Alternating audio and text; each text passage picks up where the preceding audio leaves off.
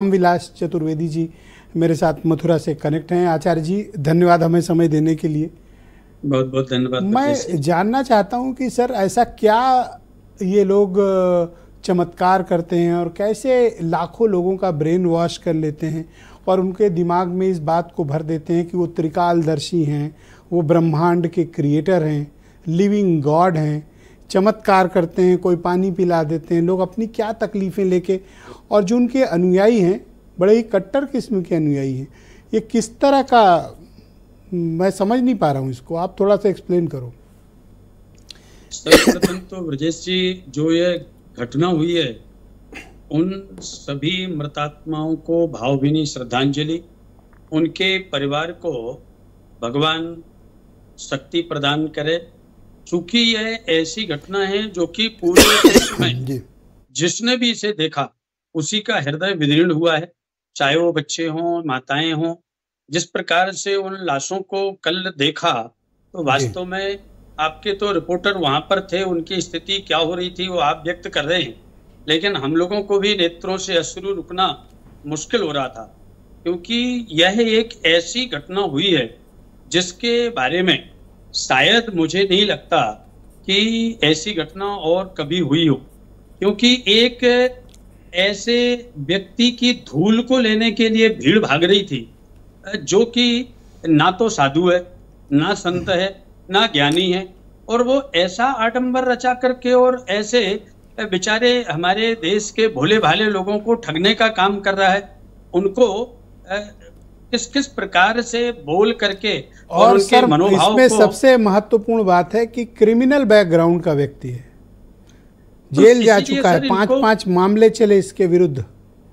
इनको ब्रजेश जी संत कह करके, बाबा कह करके तो बिल्कुल सर, मैं तो व्यक्ति कह रहा हूं, मैंने तो बाबा शब्द इसके लिए इस्तेमाल ही नहीं, क्योंकि ये किसी भी संप्रदाय से जुड़ा नहीं है, ये किसी शास्त्र या ग्रंथ से मुझे नहीं लगता कि इसने अध्ययन किया होगा, क्योंकि इतना कठोर हृदय हो गया कि ऐसी लाशें पड़ी हुई और तुरंत अपने उन सेवकों को लेकर के भाग गया। अपनी जो उसने एक आडंबरी सेना जैसी बनाई हुई है उसको लेकर के भाग गया, और वो सेवादार भी उसके पीछे पीछे भागते चले जा रहे थे, जो टीवी चैनलों के माध्यम से हमने देखा।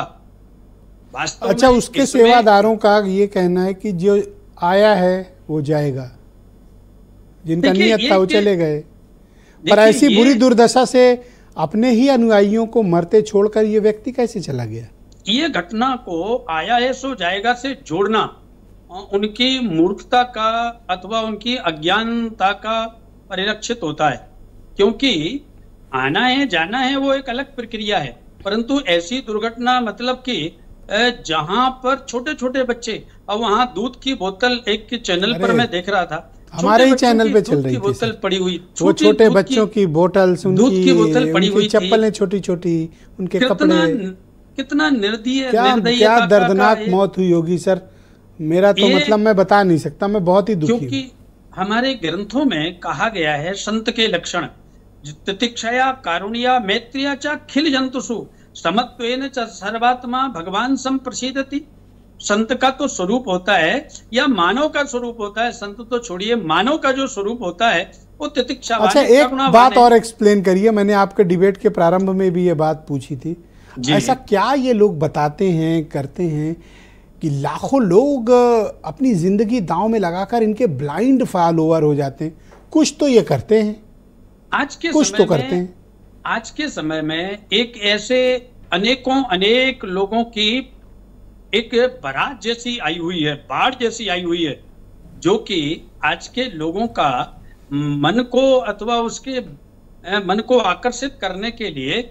उनकी जो समस्याएं हैं उन समस्याओं को धीरे धीरे करके पता करके उनके मन में प्रवेश करना तथा उनको इस प्रकार से मोहित कर लेना जैसे बस वही है, उसके अलावा इस संसार में कोई नहीं है। और इसका मेन कारण है कि इनके पीछे कोई भी ऐसा दंडात्मक कार्यवाही नहीं हो रही है। इस प्रकार से किसी के, अब यही घटना देख लो, कौन सी कार्रवाई हो रही, तो मन तो बढ़ेगा ना। 121 लाशों के ढेर पर खड़े व्यक्ति को